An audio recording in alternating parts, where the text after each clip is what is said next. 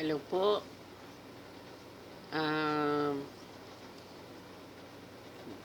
Magandang gabi po sa inyong lahat. Good evening sa lahat ng mga OFW saang mang sulok ng mundo. Magandang gabi sa inyong lahat. Magandang umaga at kung anong oras man dyan. Basta may maganda. Ito, matutulog na sana, pero nabasa ko itong message ng ating isang OFW, sorry. Message ng isang ating immigration officer na nakaupo dyan sa NAIA. I think her name is Belinda Copiuso. May message ako sa iyo. Miss Belinda Copiuso.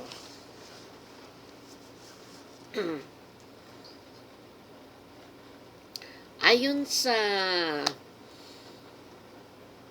ayong sinabi na kahit isang branded, kahit isa lang, isang piraso na branded na branded o imported na gamit na may uwi ng isang OFW ay kailangan patawan ng tax. Yun naman siguro hindi nararapat na pagbayarin ng tax ang mga OFW. Dahil OFW yun eh.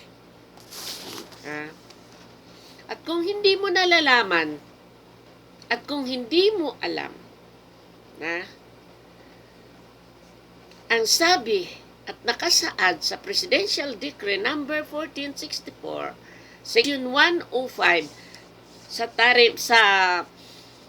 tariff code, nakalagay doon na ang mga pasalubong personal na gamit ng mga OFW, yung mga gifts sa family shall be exempted from the payment of customs. Ano ba tawag dun?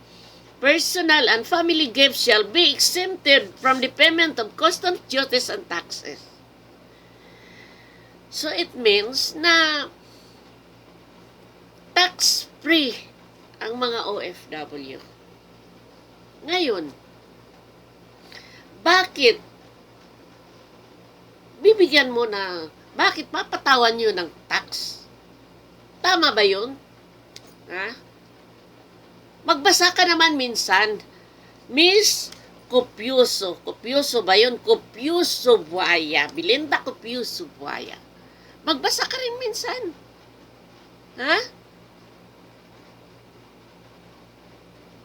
At tandaan mo naman, ang pinag-aralan mo, kung may pinag-aralan ka, alam mo kung ano ang batas.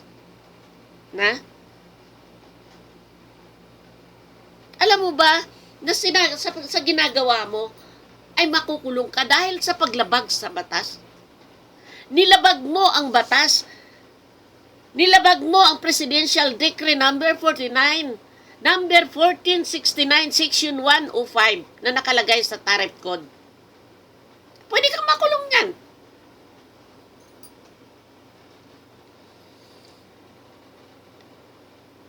Magbasa ka rin minsan para hindi ka mapahiya. Alamin mo. O sa bagay, ang alam nyo lang naman yung mangungurakot eh. Yun lang ang alam nyo. At saka, ito naman, ang nasasabi ko lang, dapat, ang aanuhan nyo ng tax, pagbabayaran nyo ng tax. For example, yung mga nagtuturis, yung, halimbawa, kagaya nyo, kahit na yung mga nag-aano sa gobyerno, na naglalabas-masok sa ating bansa. Ikaw mismo. Tingnan mo nga yung bag mo. Tingnan mo yung suot mo, yung bag mo. Mamahalin yan, di ba? Dapat bayaran mo. Magbayad ka ng tax. Lagyan mo ng tax yung bag mo. Yung mga alahas mo. Kitang-kita. Kitang-kita ng taong bayan. Kitang-kita. Pinupost pa sa Facebook. Magbayad ka muna ng tax. Buwaya. Bago mo pagbayaran ang mga OFW. Dahil kaming mga OFW ay nagpapakahirap. Dugo at pawis namin ang puhunan bago namin mabili ang mamamahaling gamit. Kayo na nasa custom, nakaupo lang kayo dyan, naka-aircon, paganyan-ganyan lang, sarap ng buhay. Ngayon, pag may gusto kayo, papatawan nyo ng tax. Kung walang ibabayad yung OFW ng tax, kukunin nyo yung gamit. Saan mapupunta? Sa inyo, di ba? Ay, nako. Wala na. Hindi ba kayo nahiya sa sarili nyo? Pati mga ibang lahi, mga Arab, kung ibang lahi, nagkukomment na. Dahil sa mga ginagawa nyong kakurakutan, pagnanakaw. Hindi ba kayo nahiya? Sabagay, wala naman kayong hiya eh. Kaya ang masasabi ko lang sa'yo, Miss Copiuso Belinda, tandaan mo ito, basahin mo ito. Presidential Decree number 1464, Section 105 ng Tariff Code. Tandaan mo yan. Kaya sana sa lahat ng mga OFW, magkaisa tayo. Ngayong Pasko, magpapasko, sana magkaisa tayo na wag nang magpapadala ng mga bagahe. Dahil alam ko, karamihan dyan sa mga bagahe na yan, nanakawin din na yan ng mga custom na yan. Kaya sayang lang ang mga pinaghirapan natin. Kaya wag na. Sorry na lang. Padala na lang kayo ng pera. Tsaka, saka na lang sila bumili doon sa Pilipinas. Kaysa naman, dagdagan pa natin ang paglaki ng tiyan ng mga buhaya. Roseltan, ikaw isa ka pa. Ang sabi mo na ang mga OFW, utak talangka. Sa palagay ko, kayo ang mga utak talangka. Ikaw, Miss Belinda Copiuso Buaya, isa ka pang walang utak. Pag napakinggan mo ito, hanapin mo sa Tariff Code, ang Presidential Decree number 1464, Section 105. Itanim mo yan sa kukuti mo. Dahil yung ginagawa mo ay paglabag sa karapatan naming mga OFW. Nag-isip-isip ka, Gusto mong sumikat? Manda ka at pasisikatin ka ng mga OFW. Mapapaka-blood mo ako,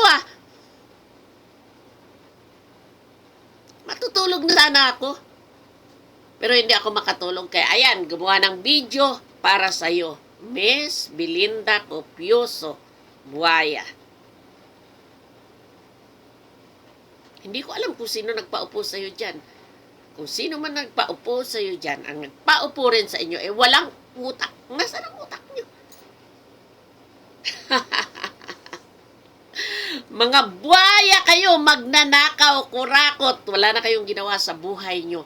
Sana, isa lang ang masasabi ko sa inyo, sana magbago na kayo.